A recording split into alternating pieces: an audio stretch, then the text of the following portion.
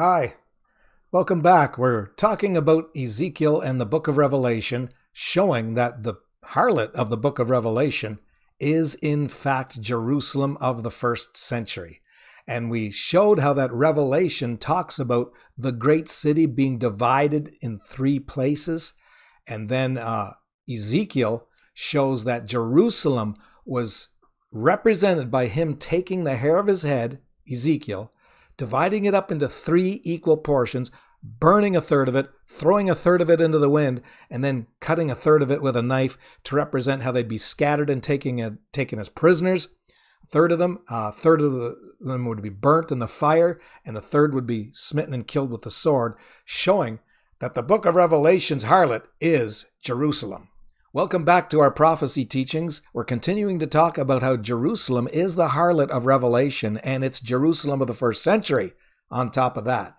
And I want to continue where we left off, because we discussed in chapter 5 up to the point of how that there would be things done by God that hadn't been done before nor since, and how that related perfectly with what Jesus said in Matthew chapter 24, tribulation such as never was and never should be again.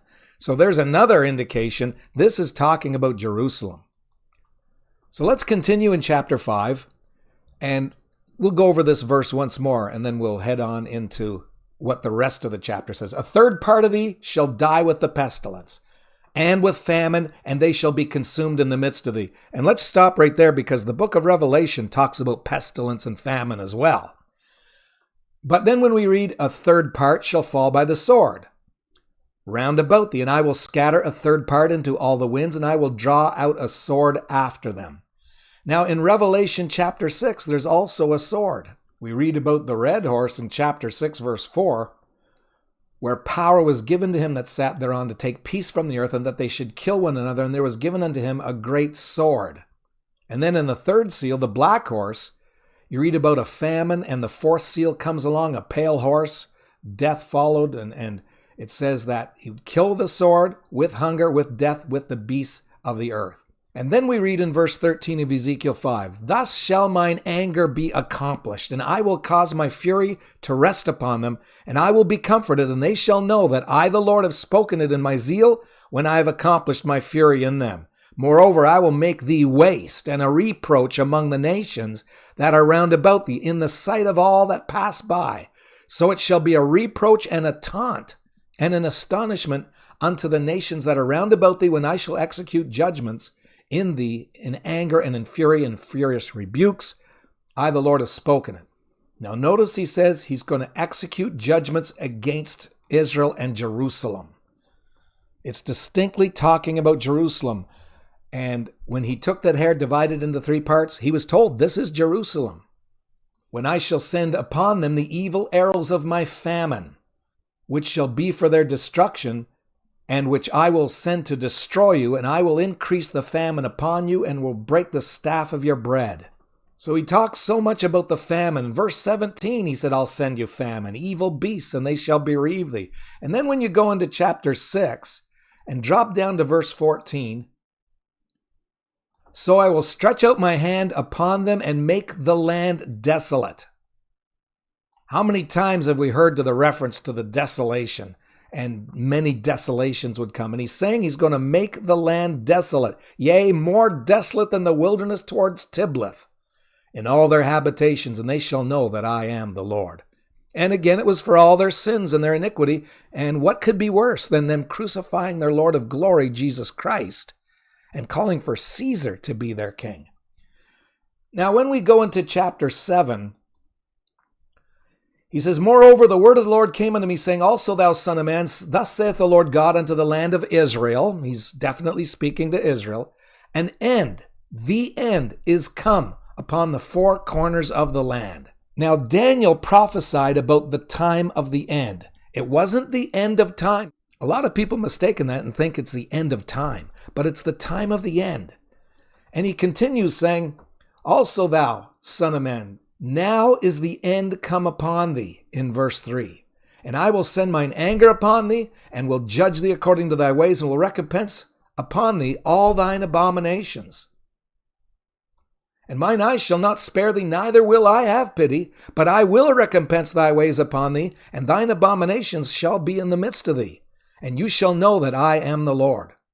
Thus saith the Lord, an evil, and only evil, behold, is come. An end is come. There he's saying it again. Daniel again spoke about the time of the end. The end is come. It watcheth for thee. Behold, it is come. And this is what Daniel chapter 12, verse 4 was told. Daniel, shut up the words and seal the book even to the time of the end. So that was the end. And the disciples were asking Jesus, what shall be the sign of thy coming and the end of the world? And we learned the world is age in the Greek. And these are all things that futurists never told you. You know, if we had been given all the various perspectives of prophecy, had them weighed out, all these scriptures laid out before, instead of just each of us being told one viewpoint that they wanted us to believe, we could have seen easily that this fulfilled viewpoint is by far the most reasonable and logical when you look at the entire scope of the Bible, God's Word. And so at the end of that time, AD 70 arrived. It was the end. Ezekiel said, this is going to be the time of the end. And he's talking solely about Jerusalem and Israel being judged.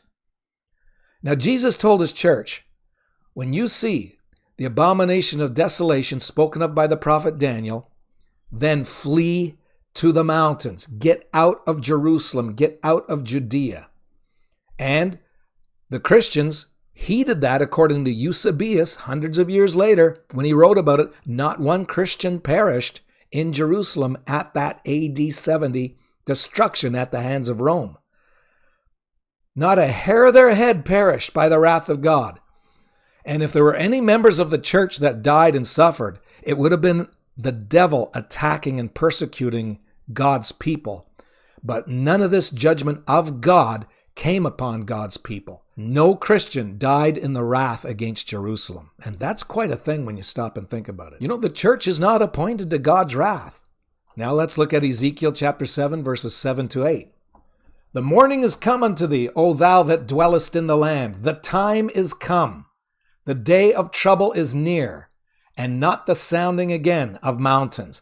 Now will I shortly pour out my fury upon thee, and accomplish mine anger upon thee. And I will judge thee according to thy ways, and will recompense thee for all thine abominations. Notice that the day of trouble is near. I will judge you according to your ways, and I will recompense thee for all thine abominations. Then when you drop down to verse 14, they that have blown the trumpet, even to make all ready, but none goeth to the battle, for my wrath is upon all the multitude thereof. It's the wrath of God against Jerusalem and Israel. That's exactly what happened when you check. Even history will tell you that, especially the War of the Jews written by Josephus.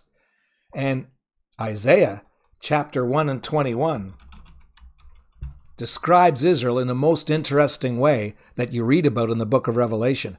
How is the faithful city become a harlot? It was full of judgment, righteousness lodgeth in it, but now murderers. Can it be any more clear? We're seeing all of Jerusalem divided into three parts, and Ezekiel chapter 5 has the three parts of Jerusalem represented by hair and the sword and the fire and being thrown to the wind. They would be scattered, taken into bondage across the world, and the city was burned and so forth, some killed by the sword. And then now we read, how did the faithful city become a harlot?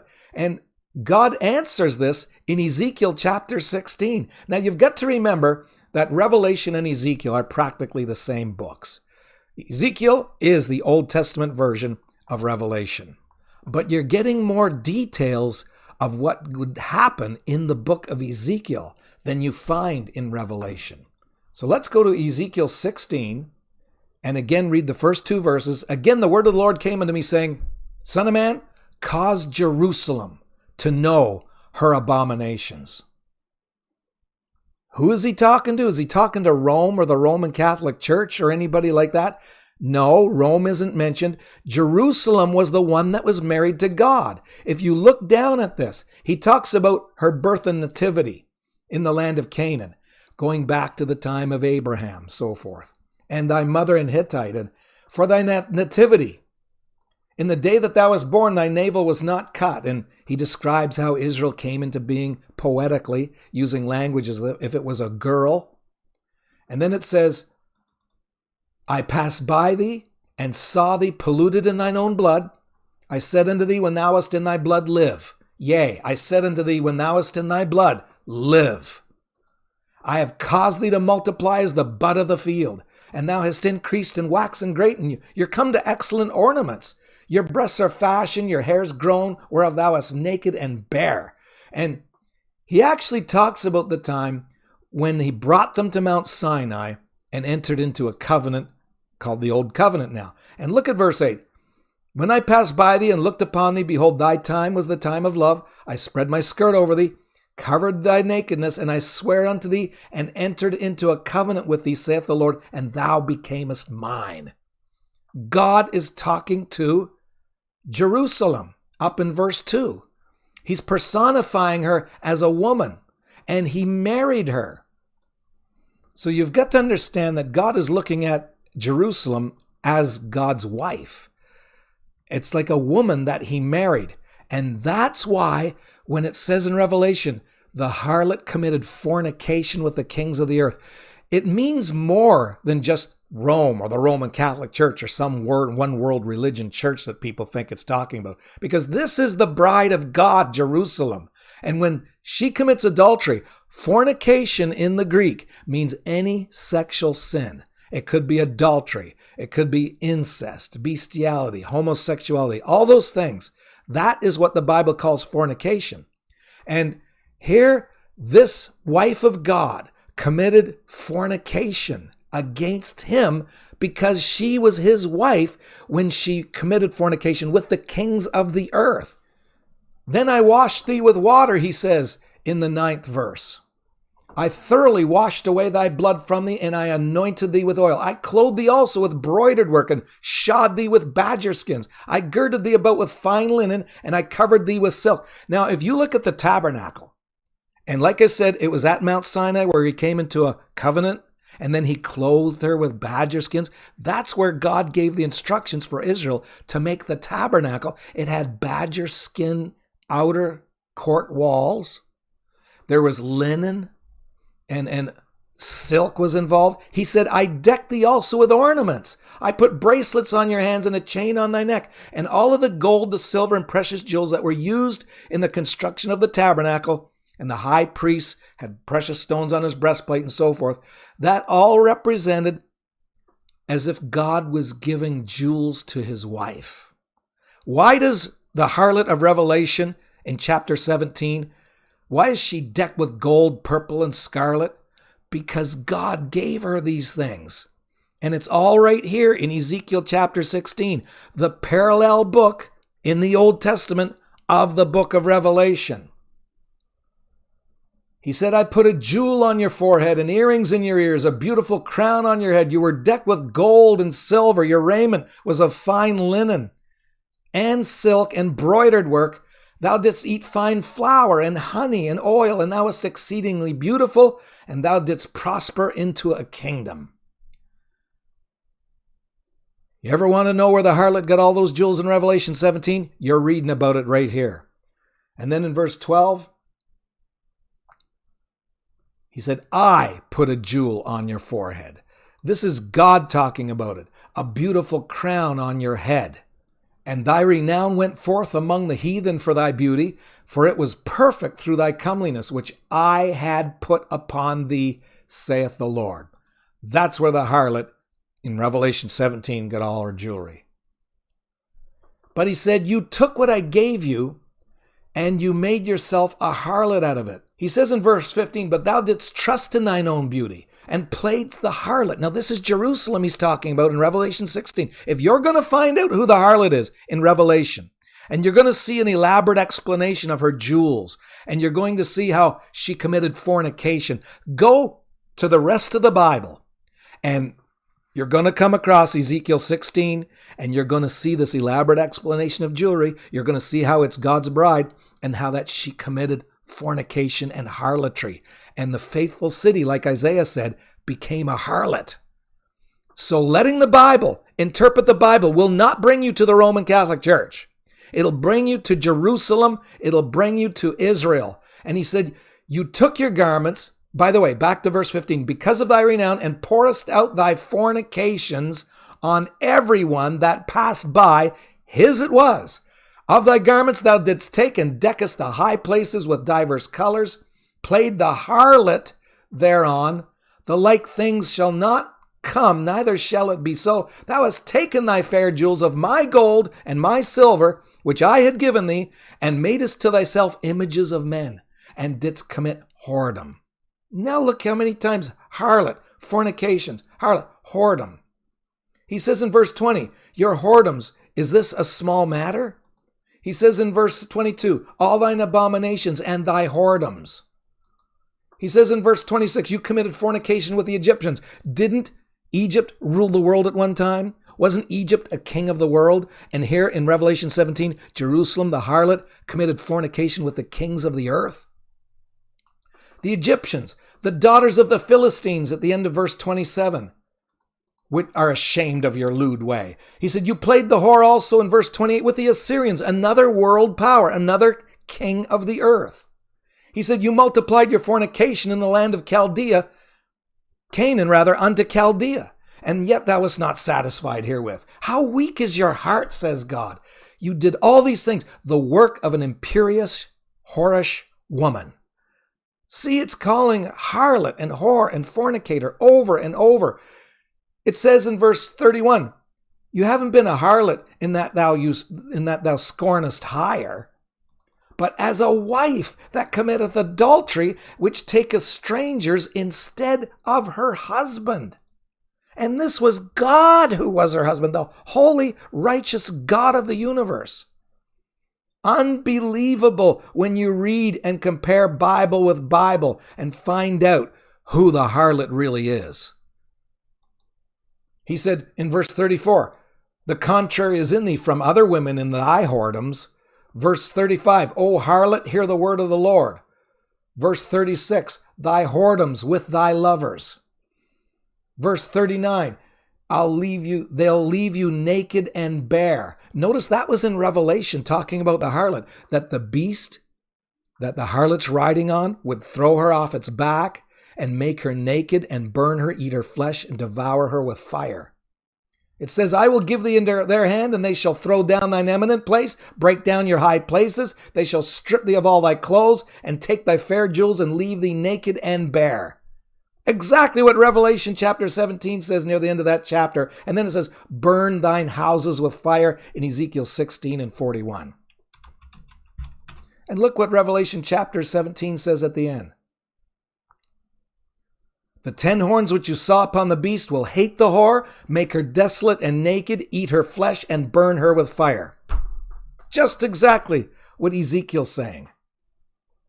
People read it and say, this can't be Jerusalem because Jerusalem wasn't dealing with all nations, like the kings of the earth committed fornication with the harlot. Well, you're reading about it here in Ezekiel 16. The Assyrians, the Egyptians, Canaan unto Chaldea, and the Philistines were disgusted at it.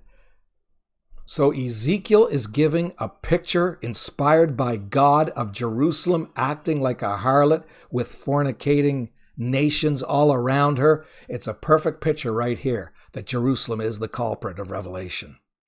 In our next video, we're going to emphasize the aspect that this harlot is not just a harlot. This is a wife of God committing harlotry and whoredoms with other nations in the world, and show you over and over and over again, Jerusalem is undeniably the harlot of the book of Revelation in the 1st century. God bless. Keep watching.